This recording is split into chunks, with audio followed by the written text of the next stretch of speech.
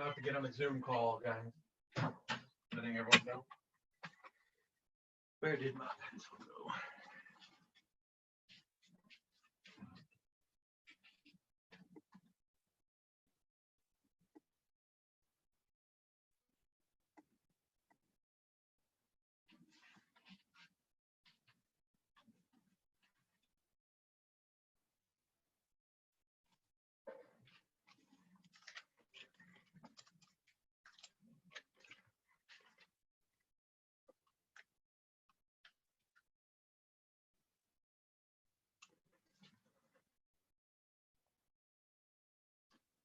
How we doing, Coach?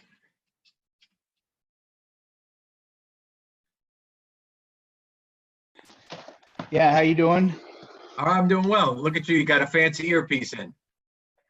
Yeah, my speaker on my laptop goes out and it kind of scrambles, and I can only get like every fifth word.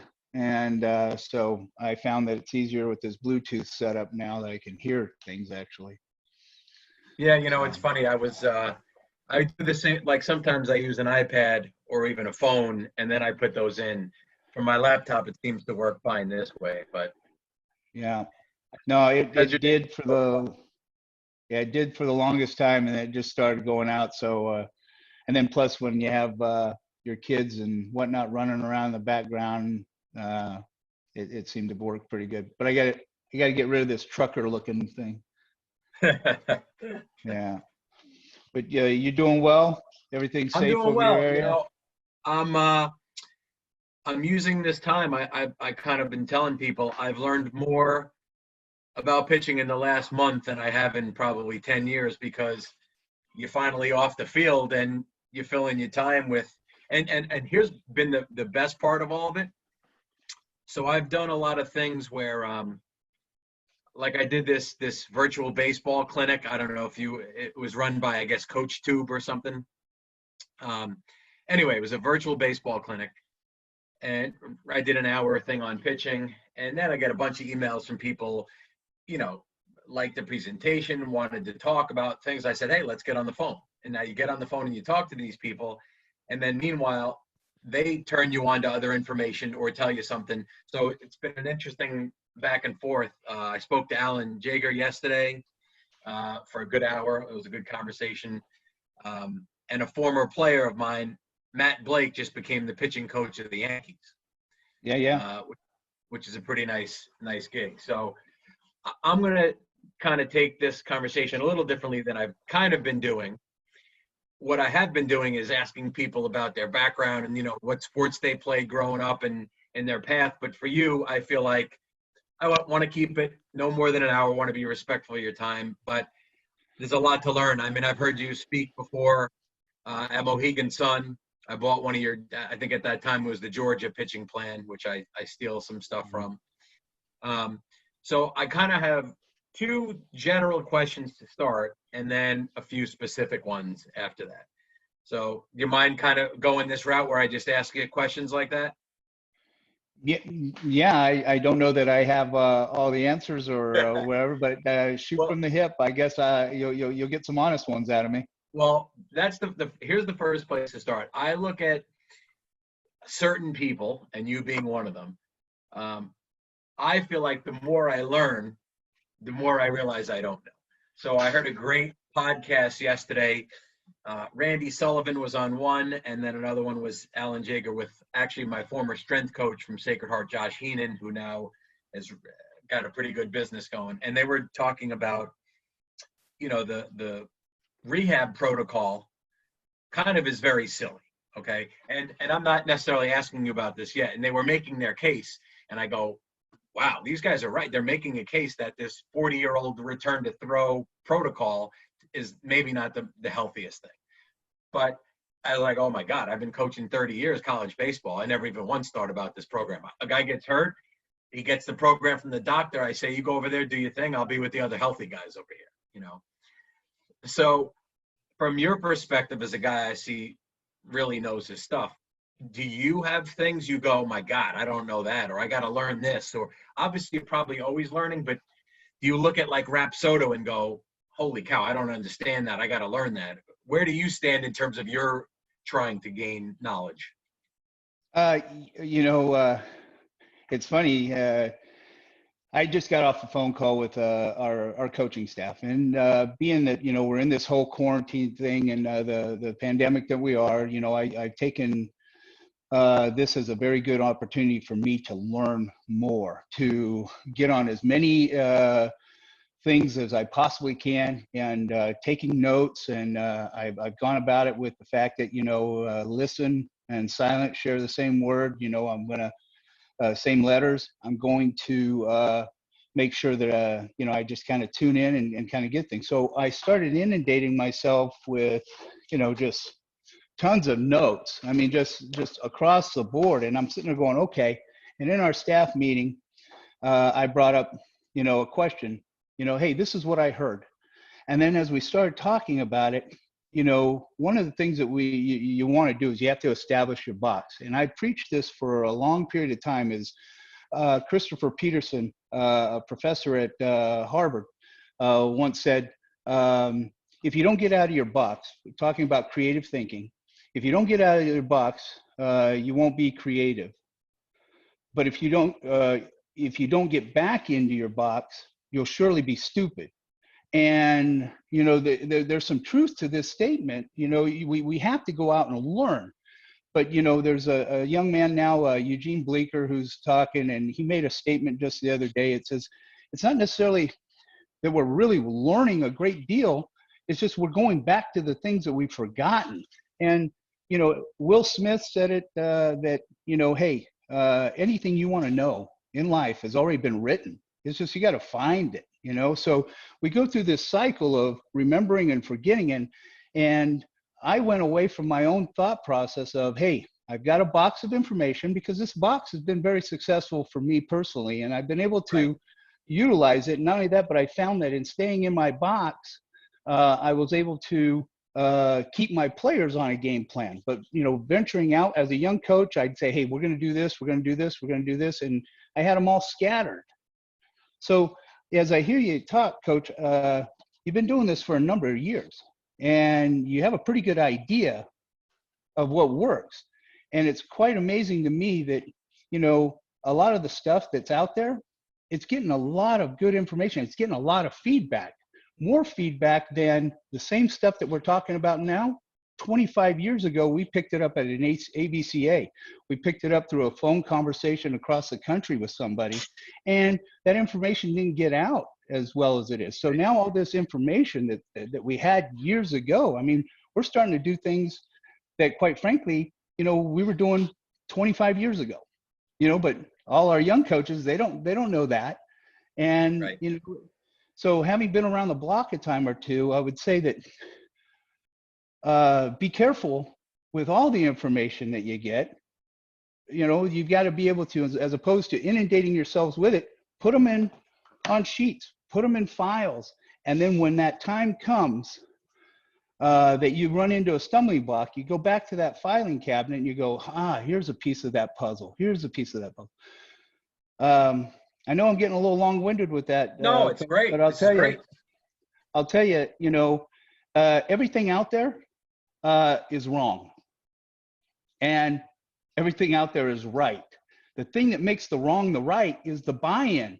And I understand that certain people have to stand for things that they believe in. Like for example, you can say that every throwing program in there has some type of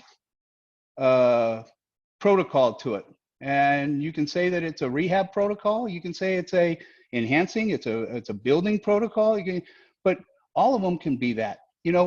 I went through a whole season, fall, where I didn't let my guys throw further than 90 feet. And I did so with the idea that we're going to make the most out of every throw that we throw.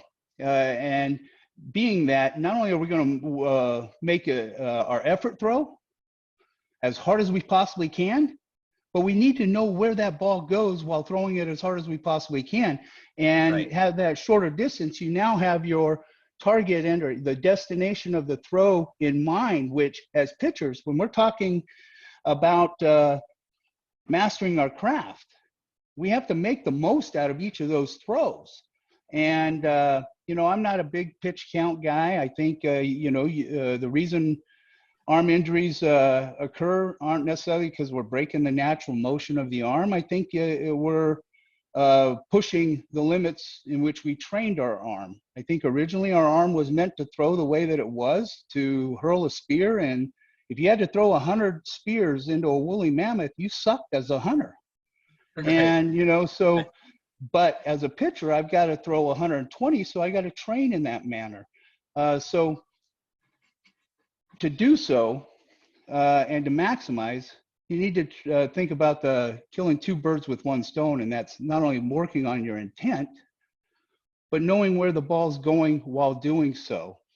And, the protocol, the rehab protocol that my good friend, Alan Jaeger, Alan and I are, I consider him a very good friend. I love the heck out of him.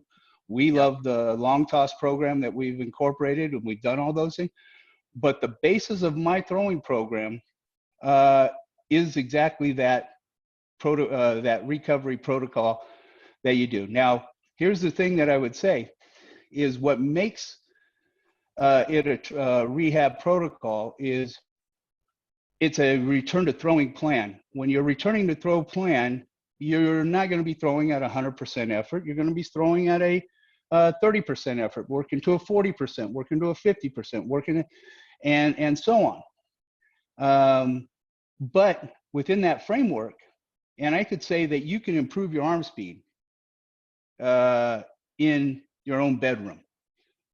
I'm saying that, if you want to, you've got to have an area in which you can generate have enough room to generate the momentum and the things that will facilitate from the ground up and throw a ball directly in front of you in a 3-foot space clearance for your arm path and all that. And you can improve your arm speed, you can improve your velocity, you could do all those things. And, one of the things I'll share with you right now, Wayne, is that a ball thrown at a 32-degree angle at 90 miles an hour will go 300 feet. Okay? So if a ball goes 300 feet and was launched at this 32-degree angle, we can assess that that ball was 90 miles an hour. Correct? Yes. Okay. So if I threw a ball at a 32-degree angle at 110 miles an hour, at 32-degree angles, would that ball go further than 300 feet, the same, or less than 300 feet? And, you and I would say, well, it would definitely go further than 300 feet. And it's crazy how a lot of people answer that question by saying, well, it would go the same, and then they have to think about it. But in this case, the ball would go substantially less.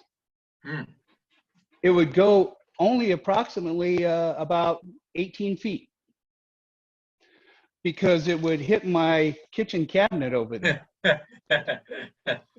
Okay, now the reason I say that is the fact that it hits a kitchen cabinet 18 feet away does not cease to make it 110 miles. So absolutely. What's the key to that is this piece right here. And, people get tired of buzzwords. We've been saying it for 17 years, and Wayne Dyer 20 years ago said, hey, be observant of this word intent and intention, because it's going to be what changes a lot of things. But truly, it's what is that individual going to do at this given point? So I talked about a lot of things right there, but I'm saying the information that you get out there, I would say, knowing your past and respecting you from afar, don't doubt the information that you currently have. I would say you're just kind of tightening the screws to the great information. I agree. And a couple of the other things were, a little bit of, and I think you're right where I've been reminded of a couple of things, like listening to Randy Sullivan talk about feel, as opposed to, he had this acronym TWIT, tell them what to do, watch them do it, inform them of what they've done wrong, tell them to do it right, as opposed to making them feel something through their delivery or whatever, which was helpful. I've often done that with a variety of things to help make them feel it rather than just tell them the words in something in their delivery. Another one that was interesting was I believe he's the coach that has passed now. Is it Tony Robichaux from Louisiana Lafayette? Yes.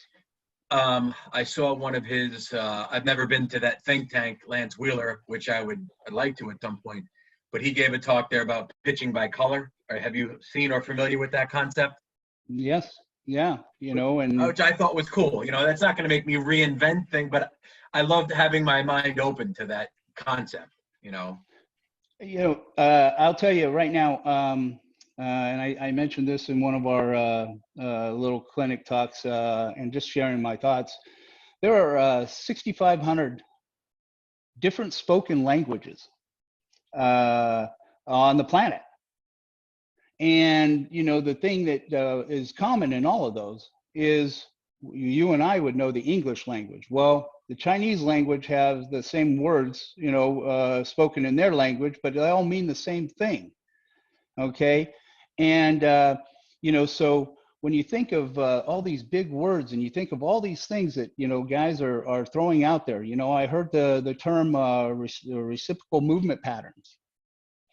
And I was like, well, that's a neat word. That's a neat phrase. That's a neat statement and a neat thing. But in terms, if you're going to talk about teaching cues, does your athlete want to hear reciprocal movement patterns or be balanced? And when it comes to all the information that you and I are currently receiving as we're doing this whole consummate learning thing and trying to become better, the thing that we have to understand is like watching a Chinese movie on TV. You can, they're and you can kind of watch the screen and go, okay, I know what's going on. I can see what's in the background, and they're in this battlefield, and he's got a sword and he's got this, and this one person's doing this, and you can kind of assess what's going on. But the moment they put those captions, those English captions on the bottom, you see the movie for what it is. You see the clarity of it. And I think what you and I are trying to do is we're trying to become I want to become the English caption of all this stuff. I want my guys to understand. Okay, that was well said. So I think some really practical questions here now is, I feel a strength. I guess let's take it the other way. A weakness of mine, I feel, is really managing the truly daily activities of the entire pitching staff. So when I'm, if I'm have my philosophies, I have my beliefs, I have my stuff about the mental game, the body, a lot of these things that we've been in a lifetime of coaching that we've learned. I'm very comfortable with that. I think some area that I could be better in is, if you will, the whether it's in season or fall, this weekly layout of what a pitcher should be doing. Do you have your structure pretty well set for what your starters are doing in a 7-day season, what your reliever, and I'm talking from the possibly the weight room, recovery work, arm care, throwing? Is it very structured, your in-season plan for the entire staff? Well, I guess the thing that I believe I have a plan. I believe I can structure a plan, and I do both of those. I think I do structure a plan. I have a calendar of events.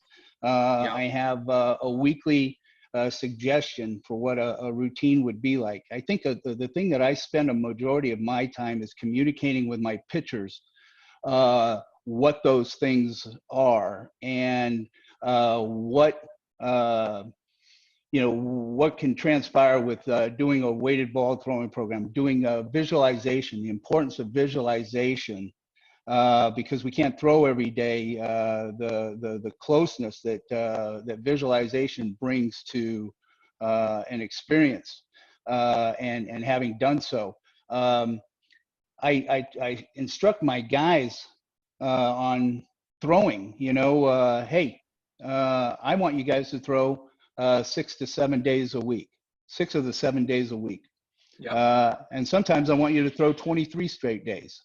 Now, here's how we go about it. And being that we can't throw at a high velocity every day, we know that to improve arm speed, we have to throw a high velocity, or we have to push the body and push the arm to do just that. We have to send the message that, hey, we want to throw harder. And the only way to do that is to throw hard. Well, we know we can't do that every day, but how are we going to get 6 to 7 days of throwing in, sometimes 23 straight days? Well, I've instilled a grading system to our throws. And it'd probably be easier if I showed. Can I share my screen here with this in this Yeah, talk? let me, if I make you, if I did it right, I've given you permission to do that. So let me know. Okay. I'm just throwing this up, and here we go. Let me go to my share screen. Now,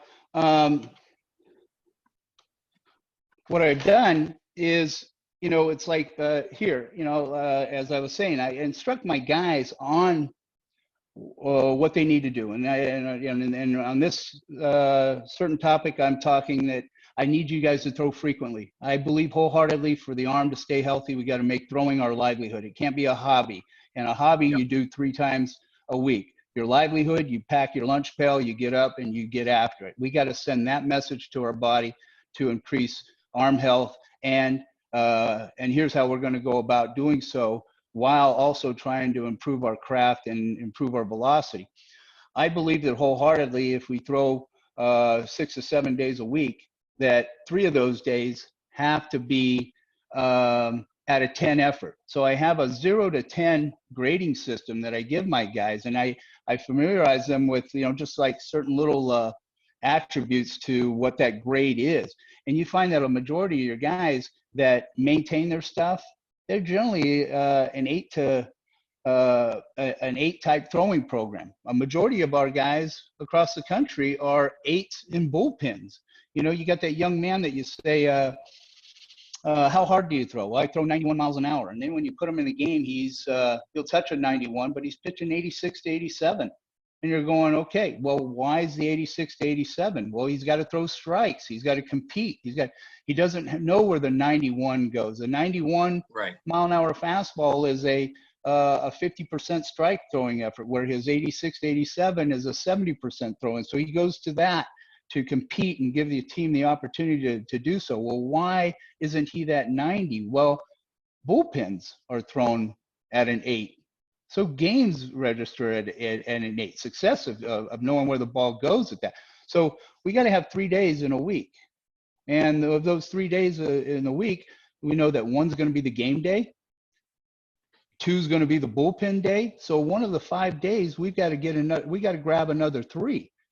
If we only do those 2 days, but we around those 5s, we grab some 7s and 8s, 7s through 9s, I should say. Well, we're going to maintain what we've got. So by giving them that thought process, when it comes to establishing routines, now once they know what page I'm on, then I kind of structure things out in this format. This is how I keep track of my guys, and I monitor a workload. I have cells for each one of my guys, and I have a day-to-day chart, and each one of those colors within their little three sectioned cell, it gives me an idea of what they did that day, and the amount of throws that they put in a game effort and a bullpen effort, or and the way in establishing those, it's the communication. So everything's going to vary. Everything to say that it's individualized at the University of Missouri, I would say we're structured as a whole with a plan, but each one of my guys has their individual framework in which they work within it. You know, like yeah, we're throwing today, but this guy's not going to be at a 10. This guy's at a 6. Well, in his communication for me, I know that being at a 6, he's probably 2 to 3 days away from being at a 10 and throwing in an inner squad for us. So Right. by having a grading system and that communication, I'm able to, you know, set out these routines and these schedules. But yeah, you know, our plans are Now, very. would a guy ever would a guy report in his throwing, or are you logging everything for everyone? Um, I'm a big journal guy, you know, and I like the fact that my guys, I stress on it, the importance of journaling. You know, how does a guy know where he's going and how to push where he's going unless he can really understand where he's been and what's gotten him to that point? So not only do I mean, I keep track of it, but I think ultimately for my elite guys, um, they will keep that themselves. But I do so that I can schedule, you know, these routines, these 7-day plans, these reliever routines. When we go about, you know, our team practice and spending a lot of our time, you know, with the team practice aspect of it, you know, all of that comes from communication from our guys. But yes, you know, and the journaling thing, you know, when I look at the numbers of guys that I've been fortunate enough to be around that have made it, you know, fortunately, you know, I've seen 11 of those young men make it to the big leagues. And of those 11, 8 of those guys were journalers.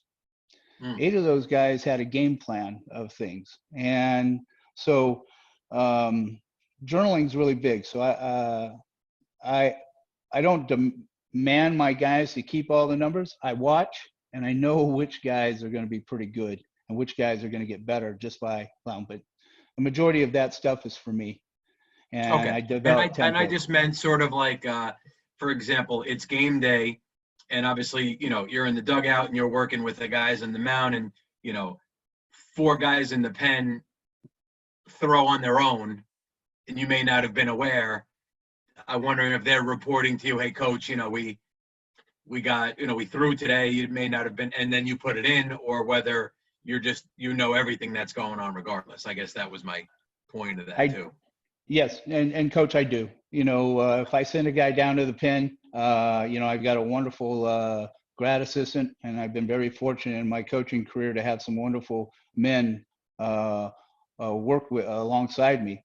They keep those numbers and they feed those back to me. And if I don't That's a get it great from point. him, I've been often a one-man show, so I really could, but this is good. I would also, I'm sure I could, you know, get more student managers or somebody in this capacity that, whether a grad assistant or something, that would be able to take on additional work like this. But that's, you know, I have the guys like self-report. I keep a binder and they write in what their throwing has been.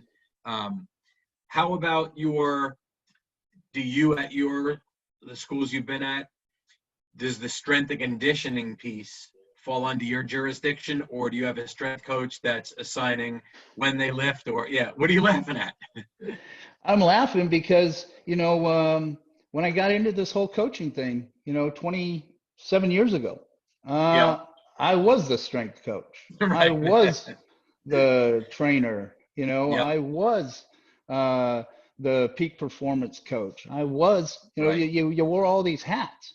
And Yep. I laugh because I'm also the guy that's now getting disciplined because now we got all these specialized people in these Right. positions, and I'm going, okay, this is how I'd like it done. This is my suggestion, you know, and I let my guys run with it. But the moment, you know, I've got you know, we're going to do this, we're going to do that.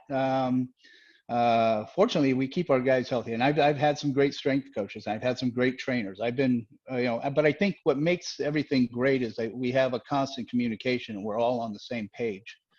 But you have to.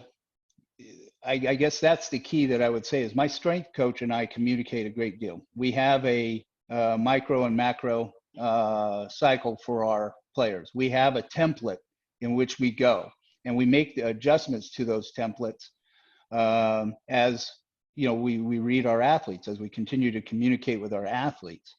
But it's not a tough thing to do. I've been using a template for 15 years now, and you can almost judge the weather.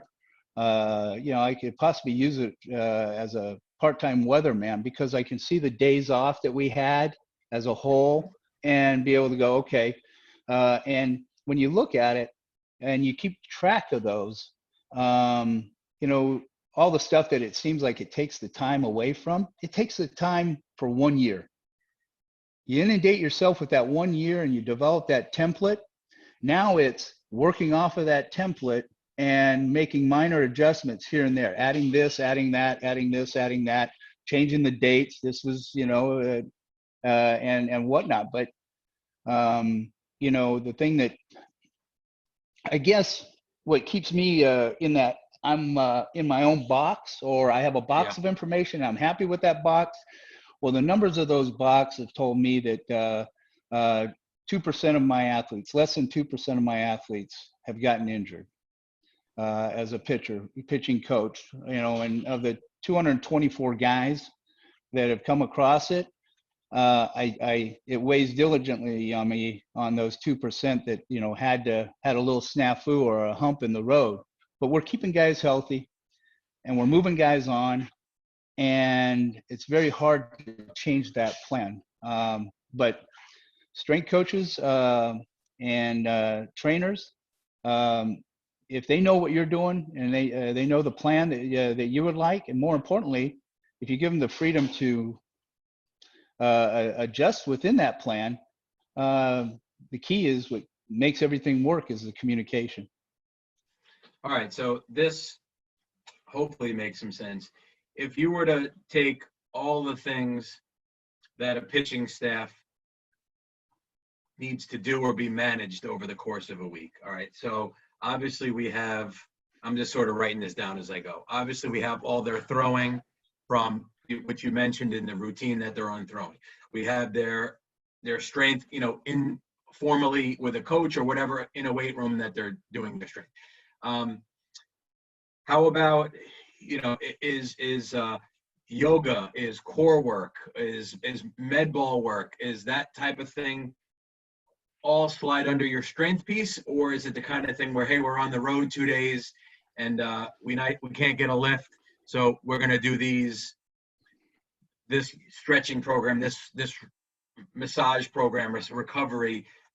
I guess I'm trying to drill down of all the things that I should be either making sure that they do, or that they are on their own to do, or I assign to do, from sprinting, from weighted ball work, that type of thing. I guess the open-ended question is, what are you encompassing in that week-long template that you're concerned with? I don't know that there's an exact science to it, but I will tell you that I do know that guys that succeed on the mound have an abundance. If we look at guys that work on their craft, if we put that work, a dollar sign to that work, the guys that make it on the mound have a pretty big bank account that has been accumulated in their day-to-day work. And, the things I do know that my guys to compete and to be ready, I know that they have to take care of their bodies. And that falls into strengthening it. So we do weight training in the mornings. I know that they have to stretch, they have to warm up properly. I know that they have to get in there throwing, because like I said, throwing is the livelihood. The only way that we stay healthy and become better throwers is to throw. I know that they have to have a mental game. I know that they have to, more importantly, understand the mental game, understand what it is to not only think about succeeding, but to know what it feels like to fail and kind of find themselves in the middle. You can't know one without knowing the other. If you only think about the Right. one, the fear of the other keeps you from succeeding. So those are the things that I know. So uh, little tidbits that that I would throw out there is I find a way um, to make sure that my guys are working out on the field. I want my position players, I want our team, I want the rest of the coaching staff to see, dang, these pitchers are getting after it. They're not just sitting out here shagging a ball here. They're over there pushing sleds. They're over there throwing weighted balls. They're over there flipping a tire.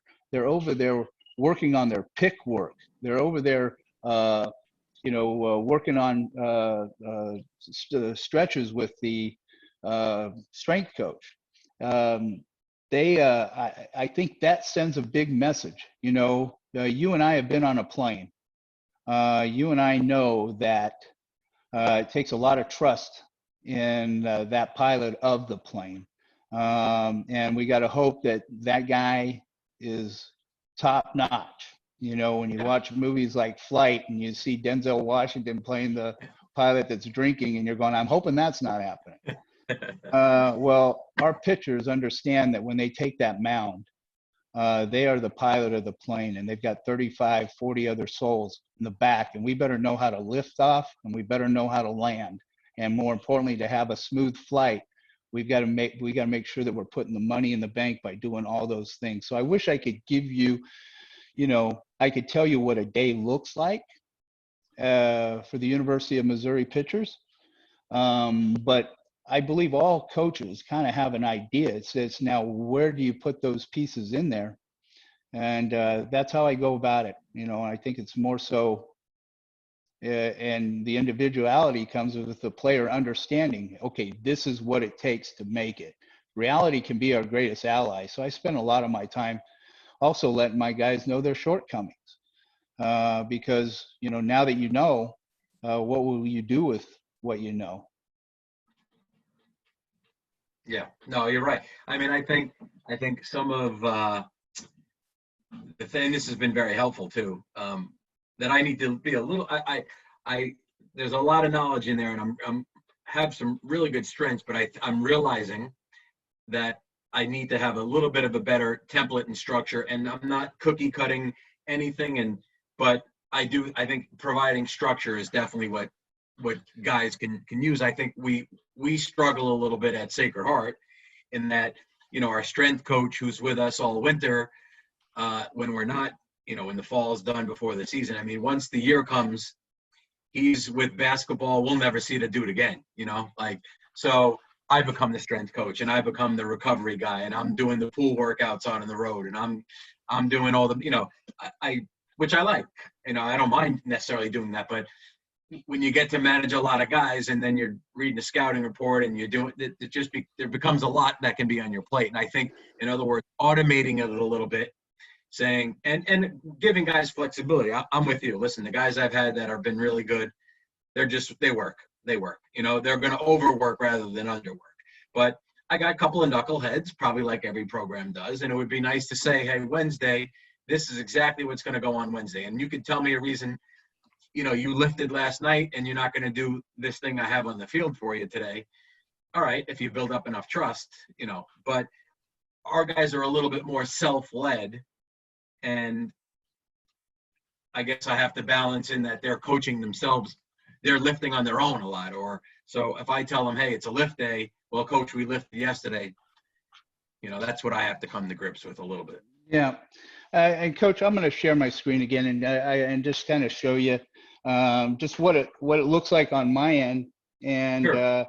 And I'm sure, I'm probably very sure that it's probably going to solidify that, if you think this is right, then you're spot on as well.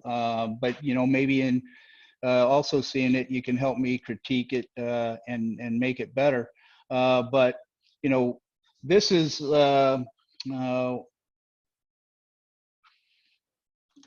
like what I have here on what that template I was talking about. This is a template from 2015.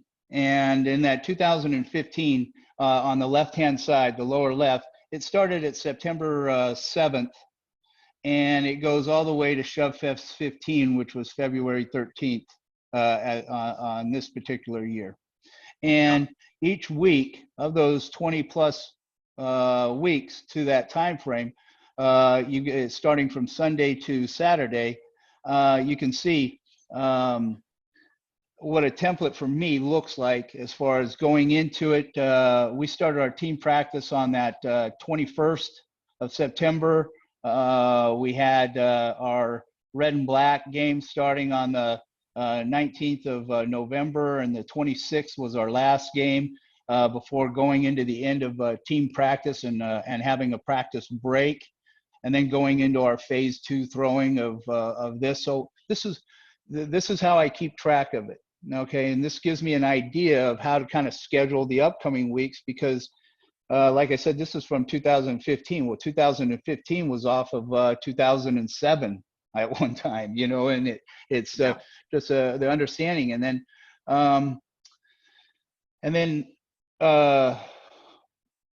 you know, that 30-day chart where I keep my guys in and have an idea, you know, in there's a 7-day plan where they're going to compete. And in the fall, we're talking day 1, we're doing our recovery plan, day 2, and that's this down in the left-hand corner of day 3 being a flex day, no throw. Day 4, you know, we're going to go with our Spartacus plan, so we can add another type bullpen type thing in there. We've got our patent throwing program, day 6, day 7, and then back to competing live for a starter. And on another one I have for our relievers. And you know, being that it's in October, I'm still trying to assess what guys are doing, and I'm keeping track of guys like Seth Halverson here, who the previous year had Tommy John surgery, a 2-way player for us. And he was currently still working all the way up to November 3rd. He was still on his rehab throwing program before he came and actually started throwing, and we started keeping that from the 4th on, you know, down. But, you know, when you communicate guys, and like I said, selling them with the plan and giving them the entire plan, you know, I give a lot of presentations just like I'm giving here, because when they understand what our plan is, then they can communicate to me better what they cannot do. And, you know, this here's that strength and conditioning macro cycle that I was talking about. This is what a whole year looks like for me, going from August all the way to June. And, you know, obviously from August to June, there are 46 weeks in which our guys are going to be working. And, you know, the black area is our developmental part, where we're going from pre-fall to fall ball to the off season and then the Christmas break. Well, this development plan is now broken up even smaller into week 1, you know, which is the 10th of August. You know, we're in our GPP. It's our first microcycle, and we'll have a total of 13 of those. And, you know, the training days, we're going to have 4 training days that week. The following week, we're going to have an additional 4 training. So keeping this, you know, and knowing what we're going from our mesocycle of what we are trying to accomplish and what is the goal for that week, and then going down into the competitive area of having this. So by having this template, you know, and knowing that, you know, obviously week 22, we're starting preseason, you know, practice, and going into February, we're still in a power conversion time. And by the time season starts, we're now working into a 3 times a week training program wrapped around our, you know, additional stuff that we do on the field. But this is strictly in the weight room and how we want to go about it in the weight room. So, and what are daily routines like for us? You know, I think, you know, like you said, you may have heard me at Mohegan Sun. I'm a big warrior guy, so I like to talk warrior type stuff. I like to name all the stuff that I do after warriors. It gives me an opportunity to explain what a badass this person was, and in like manner, let's try to take the same work or thought process towards mastering our craft. So, you know, I have a total of about 5 different throwing programs and our one, which you can see that patent throwing program, that is your rehab protocol that a lot of guys, a lot of professional teams utilize that. And, but within the framework of it, if you monitor the intent, it can also be a velocity building program. It can also, depending on what it is, because like I said, you can increase your velocity in a 10-foot space, and probably do more in understanding if you're hitting the wall and you're hitting a certain spot on the wall, you're also throwing hard and knowing where it's going while throwing hard. And then,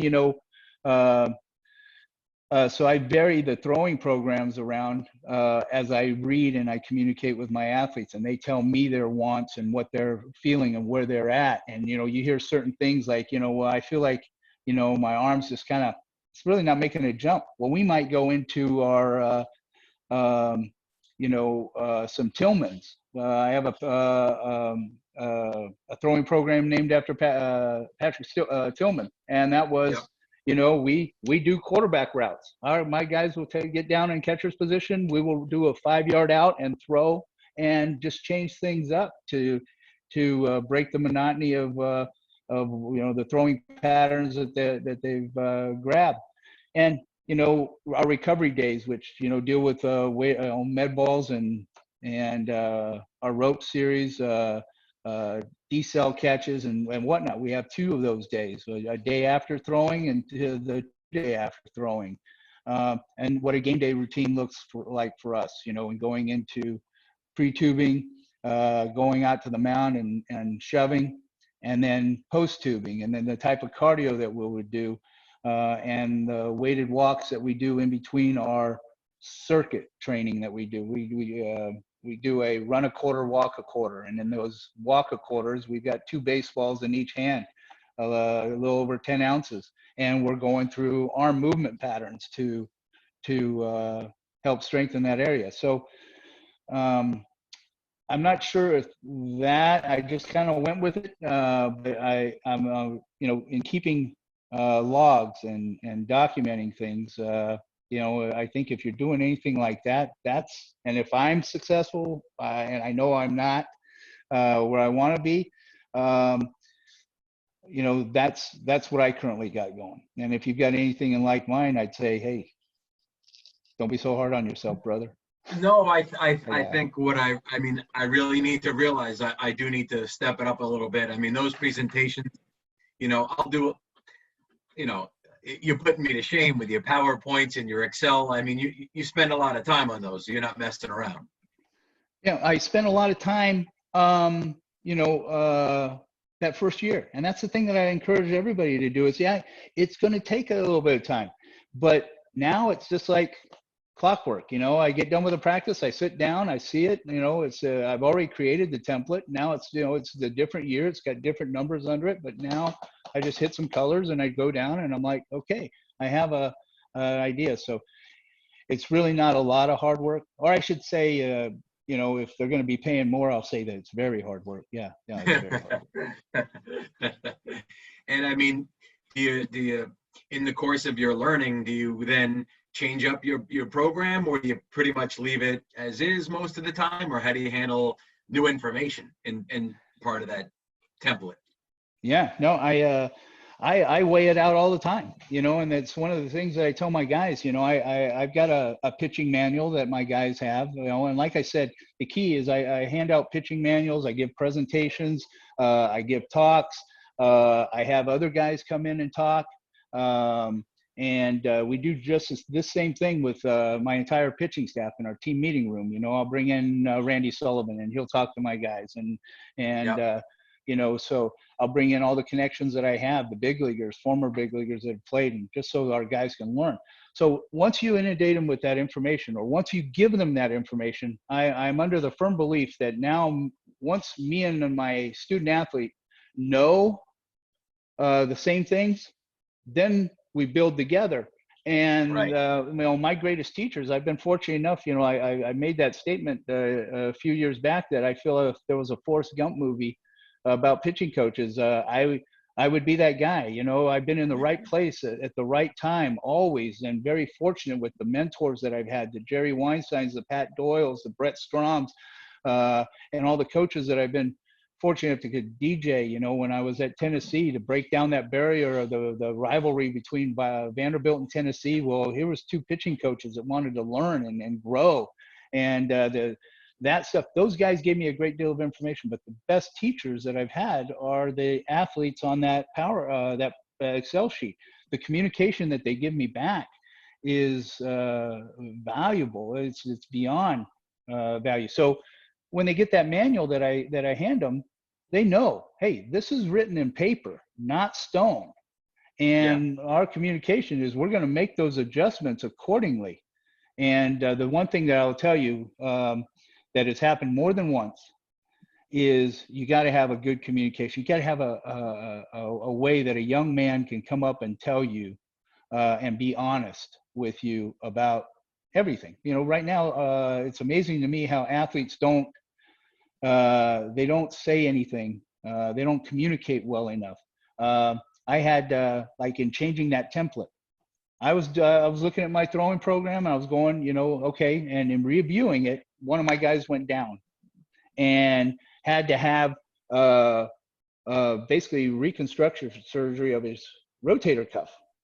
And I'm going, what the heck? And I'm looking back on his stuff and I'm going, okay, I threw him this time here, you know, and generally I did bring him back a day early here, and I'm going, oh crap, you know, and I'm making all these adjustments, and only to find, you know, a couple months later, when he had to have a surgery for it, he was down. They gave him the recovery time. They said, do this, and was try to fix this.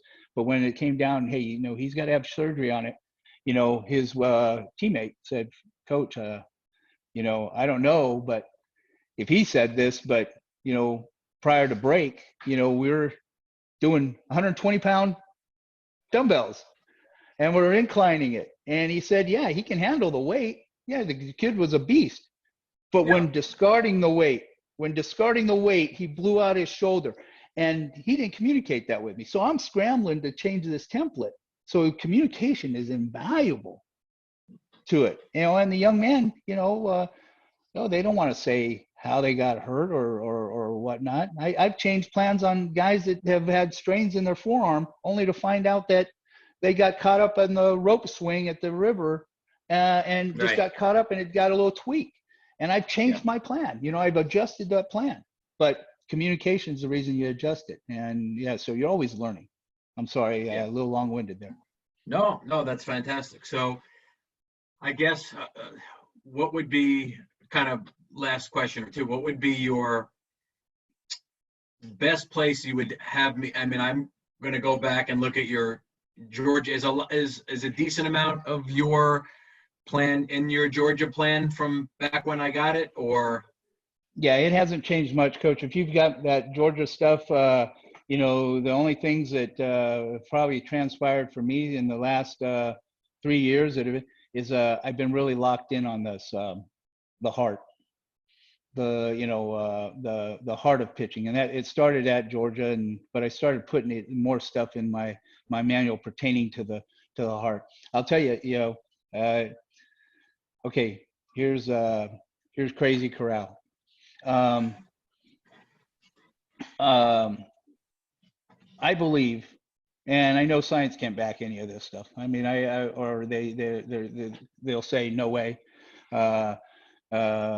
Doctors and medical people will tell you this, but here's what I've gotten to believe, and I'll tell you, belief can be a very powerful thing.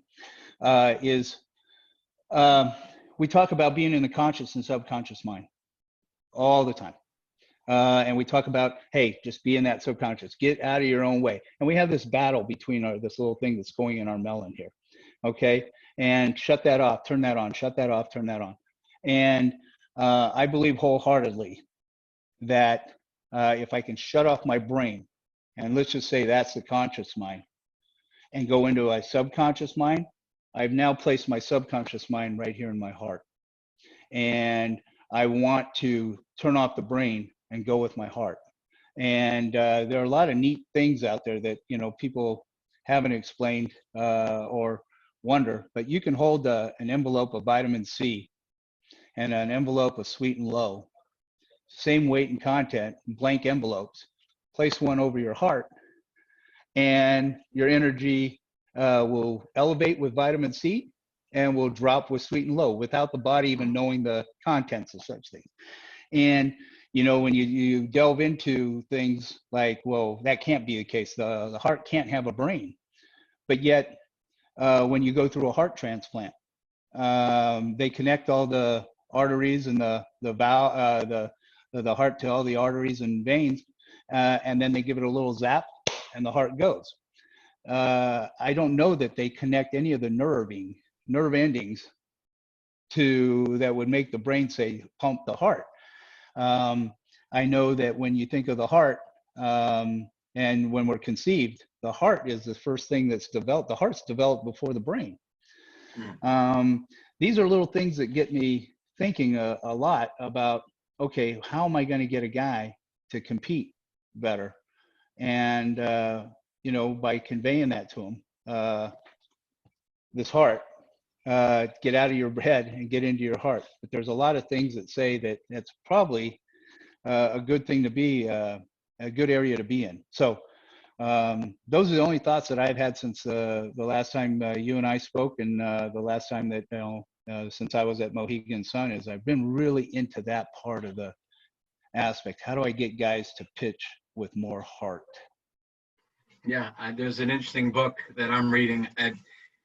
I read a lot of different things. My wife got me a book about a year ago that I will say is probably the final book on some of the stuff you just discussed. It's called The Untethered Soul. Have you heard of it? I have not. I'm glad you brought that up. I'm looking diligently for that stuff. Yeah, The Untethered Soul. It's I think you'd like it.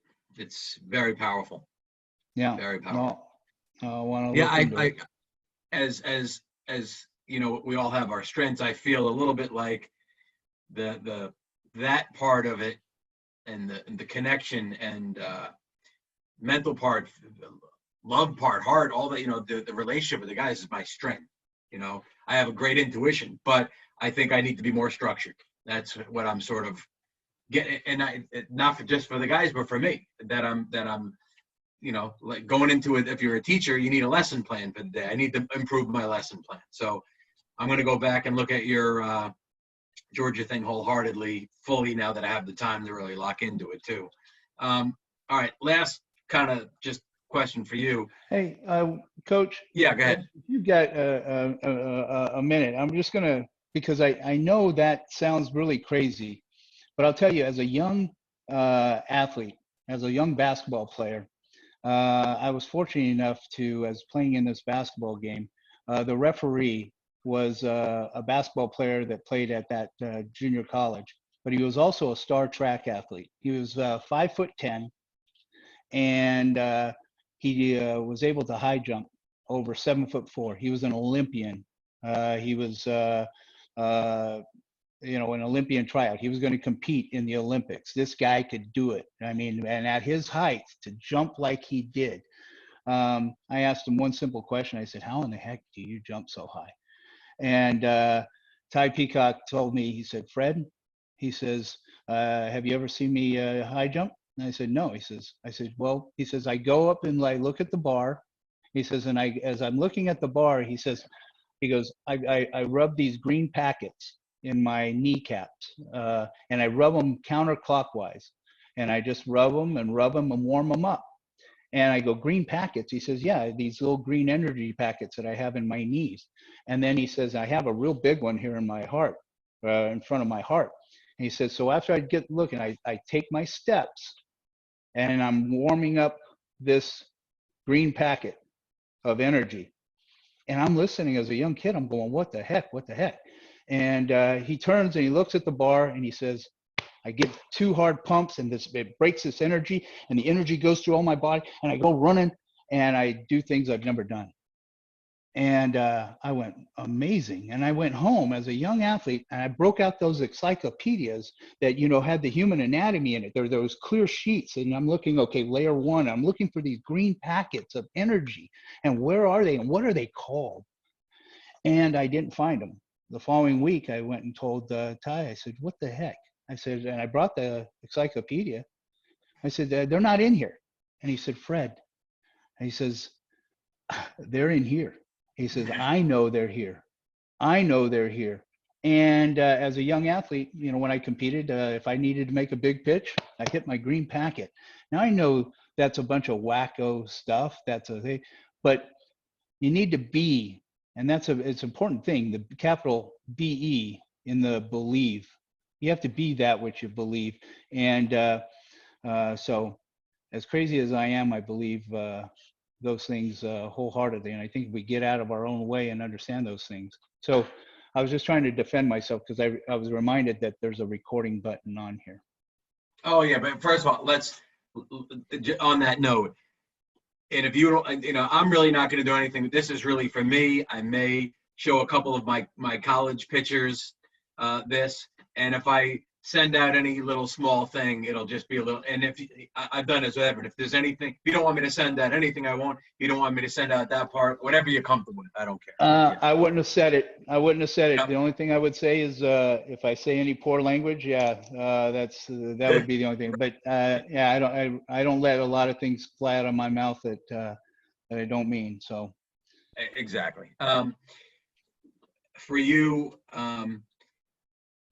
in terms of your career, you've been in a bunch of places. You're very successful. I mean, you're as organized and know your stuff as much as any pitching coach I probably have ever spoken to.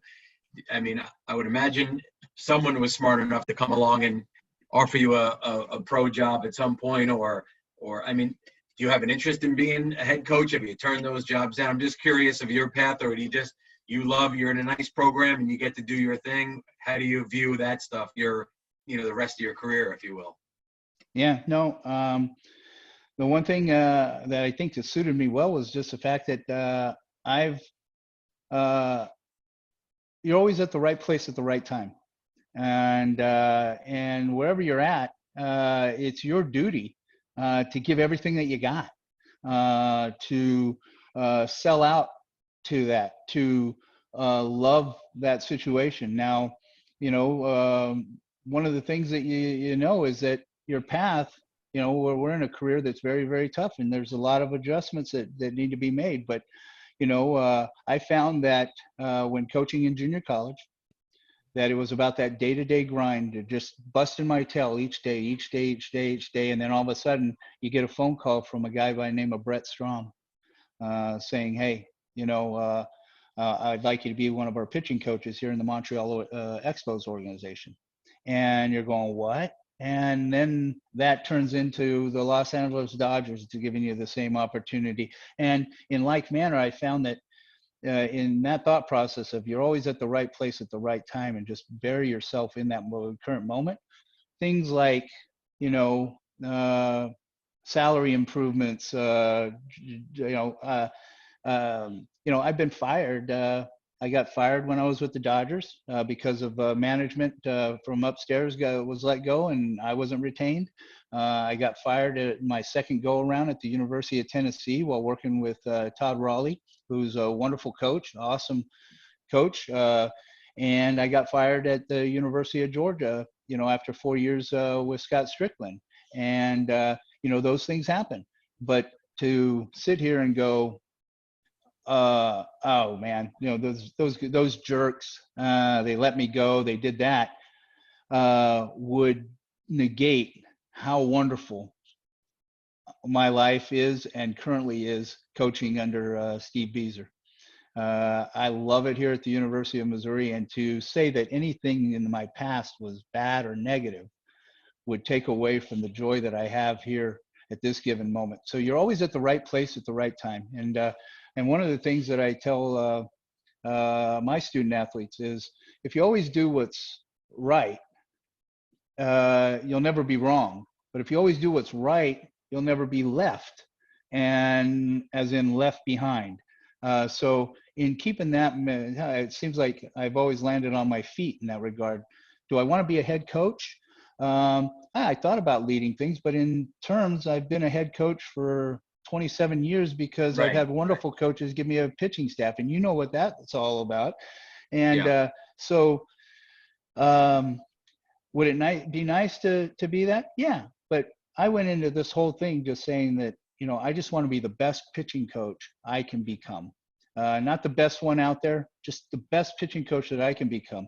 Has that facilitated getting, interviews and opportunities professionally? I think if there's a next step for me, it'll be accepting one of those positions. But I'm not ready to do that just yet. Right. I've got a son that's a sophomore in high school, and I'd like to see that through. And I've got a wonderful situation here at Missouri. So, but whatever you do, I think if you just um, Luke Hochaver, the number one pick in all of baseball in 2006, um, shared this with me. He said, "Coach," he says, "goals are overrated." He says, "I can think about getting to Mount Everest." He says, "but that doesn't do me anything, Coach. It's each step that I take that eventually I get to the top of Mount Everest. So it's about the day in and day out grind, right, Coach?" And I was like, that's a beautiful thing. It's a beautiful thing. And so in taking that same thought process from such a wonderful young man, if I just focus on today, that'll happen. So, Yeah.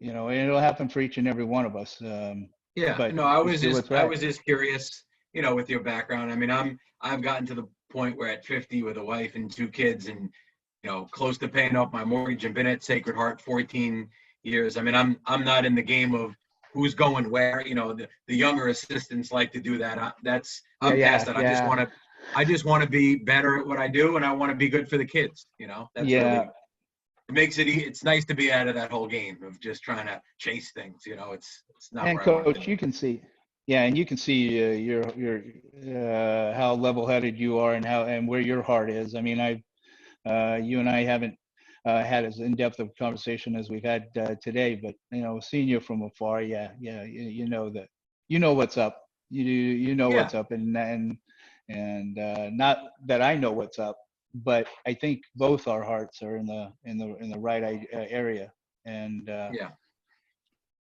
No, I appreciate it, Coach. I appreciate it. Yep. Let's call it now. I may call you on the phone or text or email every once in a while just with a couple of questions, but I couldn't be more thankful for you taking the time to be with me. yeah, Wayne, if you have a minute, I mean, or a little Sure. time later, I got to give a talk here at 5 o'clock, and I thought about it for the longest period of time of what I would give. What do I think is the most important thing? If they're going to give me 30 minutes, and their only thing that they told me was, "Fred, can you talk 30 minutes and answer some questions?" And I said, "Sure." They said, "Creating a game plan." And I said, "Well, okay, what does that mean? Creating a game plan?" But I have something that I could show you that I'd like to get your feedback. And not only that, Sure. in doing so, it'd probably give me a little bit of Absolutely. a, okay. Um, this is, Who's the audience? that's the thing is I don't know if the audience is going to be pro guys, simply pro guys. Is it going to be college guys? Is it going to be 8 and under travel ball coaches? Which Um, um which organization are you doing it through? I'm doing it between the lines. Okay. Between the lines. It's a 5 o'clock thing, and I'm kicking it off. They got a 2-day clinic thing, and um, so I decided that I was going to. Whoops. Yeah. That this was going to be They gave me the creating a game plan. Well, I Yeah. added. Okay. When I was thinking, the most important thing, what could I convey as the most important thing to a group of people, and um, and that would be this: creating a game plan to command your arsenal. And this talk is going to be about the constraints, and it'll be centered around the fastball. But in turn, you can take the term fastball out of the whole presentation and add changeup, add breaking ball, add whatever to this thing. So, but strictly talking about the fastball first. And it'll consist of the catch play, how important catch play is, and how important the daily part of it is, and more importantly, the fact that we can't throw every day, the visualization aspect of it. And then, basically, how do we gain command and location? And that being, how do we, having a very good idea of where the ball's going. And the only way to do that is with what was just discussed above. But the mastering and how do we get to mastery? And I'm going to try to center it around this one thing, and that is learn the boxed fastball. Learn the boxed fastball. And that catcher in the lower left there, the box of the strike zone, I want that shaded area to be my focal point, the center. And I want to be able to instruct a young man, an 8-year-old. And more importantly, I guess one of the things I would say is, why do we think the way that we do in pitching? When we think about release points and how holding on the ball longer or holding it on shorter and doing this, it's because that's what they were instructed. When I get off the phone with you here, I'm going to get one of my kids'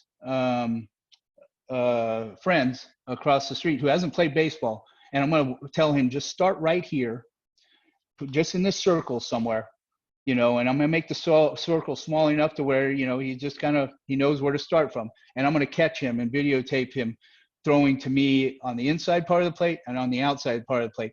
And I bet you that they'll both be the same. It'll just be directed in a different way. We teach that aspect into them, just like we teach bad base running into base runners when we say, hey, you got to do a crossover step because that negative plyo step is not a good thing. Well, we teach the natural stuff away from people. And I want to say, how do we go about? So if I had to teach an 8-year-old kid and I had to restructure the brain of my college athletes that I have here, or even make a professional athlete better, this is what I would teach.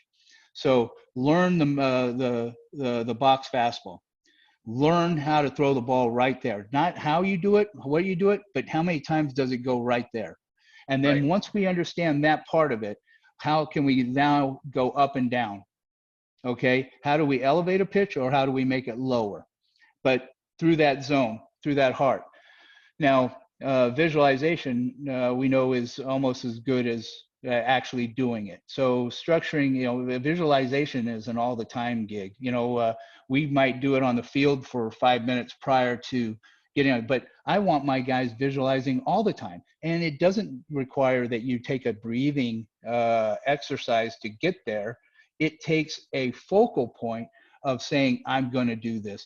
I can, our guys visualize all the time when they see Sally at the lunch counter and they go, you know what? I'm going to ask Sally out. It's about time that I ask her. And then they run through in their head, hey, Sally, you want to go grab some? No, that sounds too goofy. Hey, Sally, I like that. I like your hair today. Oh, no. They know what that's about. We visualize all the time. So I don't designate it for just the field. I designate it, I tell them how it can help in their pitching. And this young man here, it was one day that I was walking by the field and I caught this guy in my bullpen who was working on his command. And he took this on diligently and improved his command, and just decided that, hey, as he's going through his thing, his downtime, he was injured. So he said, here you can see him focusing and doing the things that he does. He goes through his normal pitch routine, catches a ball back, there's a little scrape, and then he turns and he catches me videotaping him. That was a wonderful day for me. And, Max Scherzer came in and spoke to our guys and talked about how the key is you direct. You're the director of your career. You don't let, the guidelines are there to help you know what works, but do more. Be the director. Well, in visualization, this is the directing aspect of it. And we can all do this. If we can see Sally saying no to us on a date or saying yes to us, we can see the positioning of our catcher. And this is what I want my guys to see. And,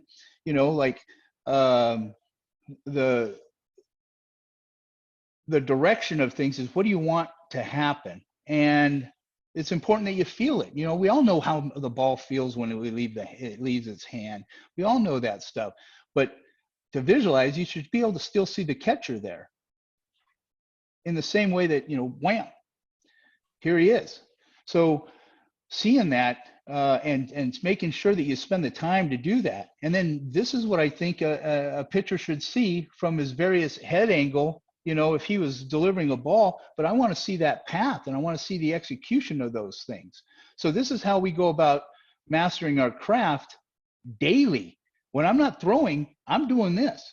When I am throwing, I'm still doing this. I'm doing this when I get up. I'm doing this when I go home. I'm going to do that on the prescribed time that coach gives me. You know, be that which you believe. Be there, see there, be there, feel there. And then talk about the whole throwing stuff that, you know, your catch play. I mean, they're not going to get those bullets back. You know, it's very important that everything that you do it for gain. So really have the discipline to play catch and long toss and all that stuff. Yeah, that's just all a part of it. But to throw and let it eat is one thing, but to throw and let it eat and know where the ball is going, that's an all the time thing. And that's how we get better. So understand where the ball is going and do the whole being present, understanding them. You know, the importance of long toss, it can take away from your target practice, you know, because you can do that within a 60-foot thing, like the example I gave you earlier. You know, it only goes 18 feet, but in going 90 feet, I also know where the ball's going when throwing hard and making those adjustments. Throwing frequently, just a small example of why we throw frequently and how we go about it. And the grading system that allows us to do the whole throwing and throwing more frequently. But then setting up this designated target area that, you know, and not only that, but designating areas in which they're going to be, like DJ Derek Johnson says, brain over the mound or brain over the rubber. Well, this is an overhead view of our complex.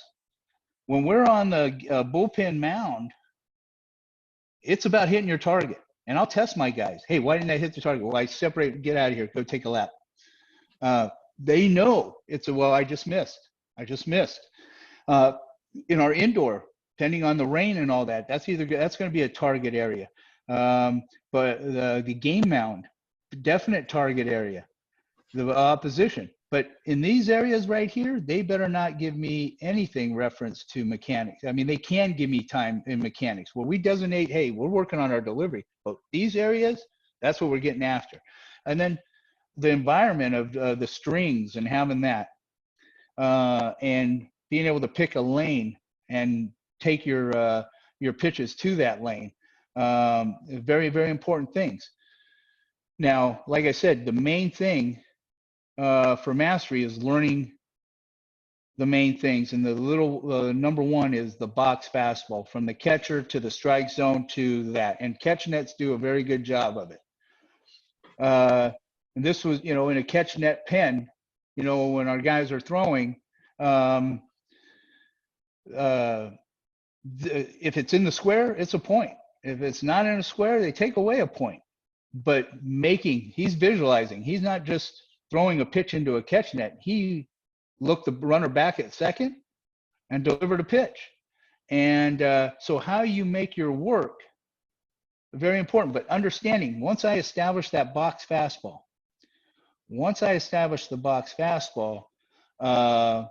then I go to up and down. Still through the heart, I am going higher or lower, elevate or sink, up and down. And once I get those attributes correct, okay, and a good way that we do it is I give this visual.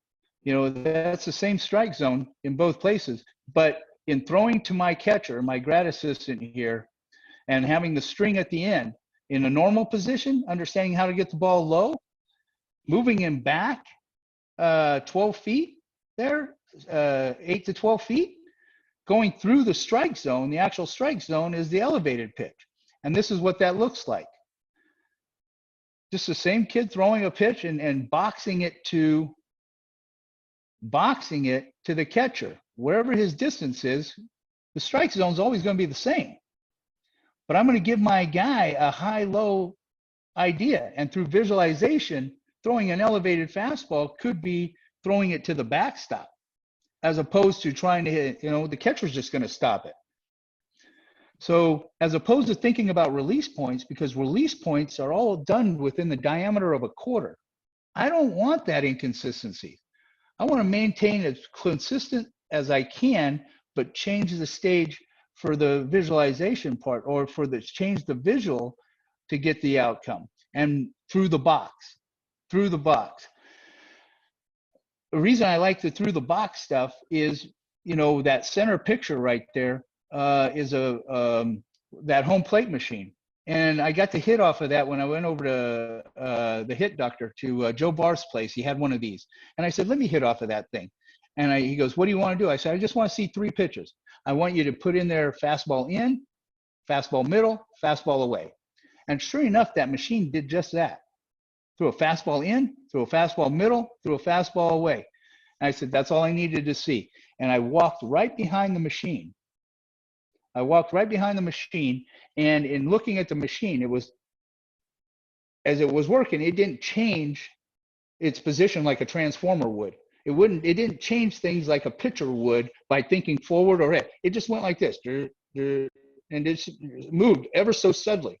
It stayed the way it did. It kept its parts, it kept its structure, and just kind of shifted right or left just a hair. And back when I was at the University of Tennessee in 2002, and I had been doing this for about 5 years prior to that, but Rod Delmonico talked me into making my first video, instructional video. And in this common faults and corrections thing, I talked about doing this same thing of just, now the difference between in and out at 6 feet is no bigger than 1.5 inches. So when you look at throwing a box fastball, instead of throwing a box fastball right through the middle and then trying to get a fastball away, or trying to get a fastball to your arm side and changing release points, no, a good sniper is going to pick one of those 2 lanes. That machine that can do it on a command just changes its sights, changes its lanes. And this is what I want to teach a young man. And this is, if I can teach an 8-year-old at this given point and he understands this structure, I think it's now a matter of gaining experience to gain command. Now, when he decides he's going to gain velocity and change those goals, the ability to throw in and out will remain the same by knowing where the ball's going. In 2007 at the ABCA, I gave this illustration of the back foot being that rudder. Now, if you could keep the back foot, because you don't want to simply open up your stride or close your stride, you want the movement of the back foot to be the indicator of how that goes about. And we know that 2 rays can appear to be on the same line, but at a greater distance, you can see them separate. Well, that rudder action is no bigger than what would be required within the space of your shoe. Now, what if your guy's open or closed? It doesn't matter whether he's open or closed. He can keep his delivery the same just by changing his direction. And this was Luke Hochaver throwing on the top, throwing a fastball in and a fastball out. And then on the bottom is an overlay, and on the right is that same overlay, just a little bit larger. And you can see that the difference between the 2. You can see it's the same guy until the slight discrepancies of in and out. His delivery didn't change, his direction changed. This is what it looked like for Sam Maul, and this is through 3 targets where we direct to our glove side, right-handed batter's box, and now these are big positions. We're not going to the width of the plate. We're going batter's box, straight center over the plate, and then left-handed batter's box. And in doing all 3, missed big on that one. Now laying all 3 of them together. And you can see throwing in and out and directing yourself to the target is a very minute thing. You can see how everything comes together. These are 3 pitches all on top of each other. But what's the difference was the rudder and where did it dictate that front foot. So if you're going to learn command and knowing where the ball's going, instead of trying to master up, down, in and out and all that, just master middle, then learn up and down, and then direct your vehicle or your rifle or your sight to one or the other. And we involve this in our throwing program. And one of the things that we do in our throwing program, here's how we go about working on this when we're not on the bullpen, but in all things that we do. And this is two young men, and you can see their hat laying down on the side. I got to probably take the sound off on that, or I don't hear anything. Okay. So you can see he lays down his hat. So when our guy sets it up, he's setting up right to that glove.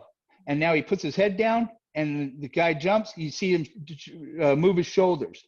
This action is so simple.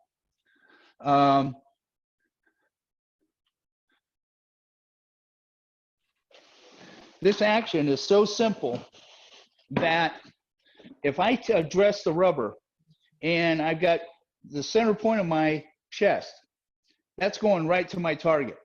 If I have a target, and you can do this with your guys at home plate, because home plate is the end of the foul lines or dictates the foul lines, that what you have them is at the side, right at the point, make them go turn their upper body to the left field foul line. Not moving my feet, just turning it and locking that on. Now say, okay, go through your delivery.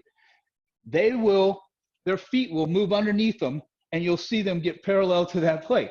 Same thing to their arm side. If they moved to the right field line and locked it, their body is going to work underneath it and go there. So in the game, it's a matter of where do I set my sternum.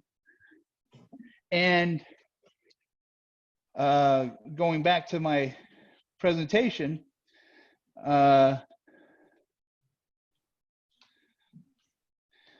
you can see the small adjustment. You'll see it bigger on this one here when David Sosby puts his head down. Jared Walsh is behind the hat. He knows where that's at. He bounces 6 feet, picks it up. You see that little movement of his glove for 6 feet. You don't see that movement at all in the 17 inches that it requires, or the 21 inches that it requires on a game mound. Working on elevated fastballs, having our guys stand up like hitters and working that elevated fastball into the hands, just a drill. Having a catch net to protect the guy, a drill. But with those ideas, this is what I want my guys to see. And this is the end of my presentation, is there's no longer a command of simply throwing in and out and thinking about release points. The talk now becomes, it's simply thought of as my target will be middle, boxing it through my catcher, or my target will be in, but if we're looking at a right-hand hitter, or my target will be away. And I box it through there. And the way our guys do it in a game is, and the reason I put the 3 catchers on there, is that when a catcher sets up right down the middle of the plate and he's giving you the signals, we pick our lanes by in and out, by kneecap to kneecap. We know that, okay, he's giving me a fastball in, and he's giving me a fastball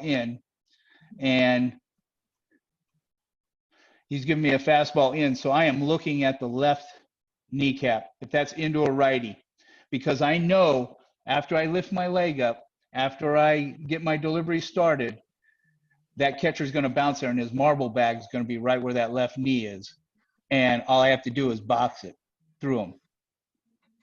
And if I can box it through my catcher, and the same thing is that if given the sign and he's setting up middle and we're going away to the blue guy, if I can now, instead of fastball away, it's fastball catcher setting up away. And I know that his marble bag is going to be right in that area, and I just box it through him. Now, the whole idea of I can't pitch in? No. you got to throw it to your catcher who's in.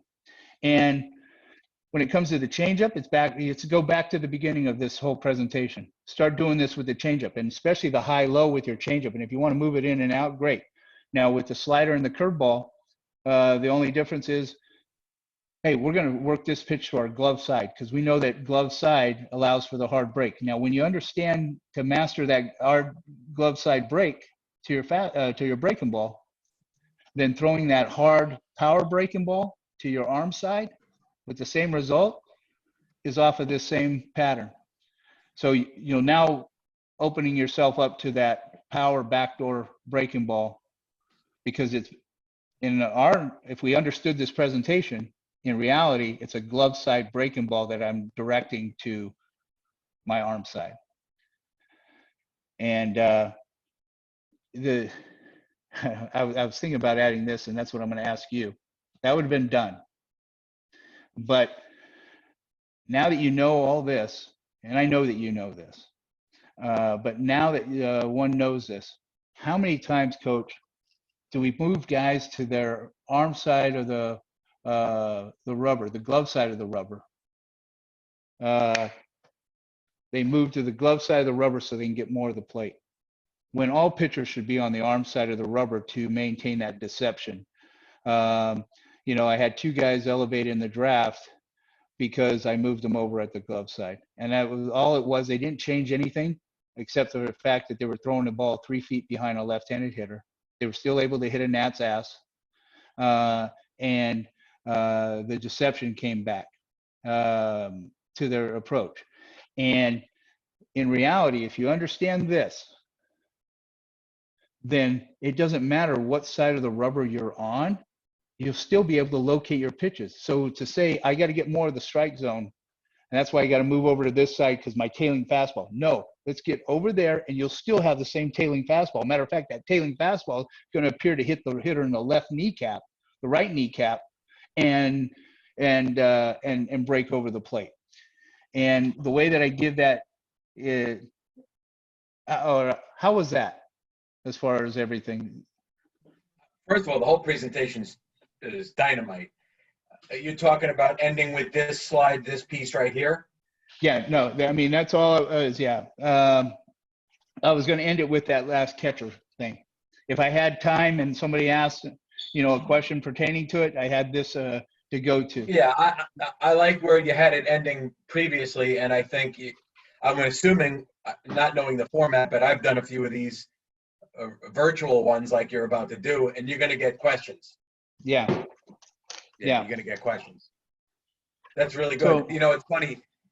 Everything in there I like. I love the stand up at the batter one. That was really good. The high fastball. And I want to ask you about this, although I would certainly defer to you. I try to tell my guys there's 3 practice pitching or performing pitching things. You have the mechanics area, like you said.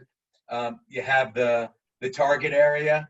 And then I always kind of call the mound differently, which is just the compete area. So I like on that mound, instead of just trying to, because I could locate my pitch in a game just the way I want, and it can get pounded. So my point is to just there, I'm trying to compete and it's a UFC fight 60 feet away, as opposed to, like, I guess I'm messing.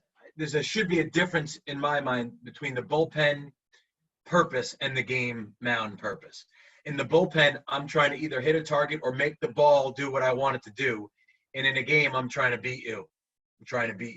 That's primary, is trying to beat you. So other than, I don't know if you agree or disagree, maybe in a game. I agree. Yeah. I agree. So. I agree, Coach.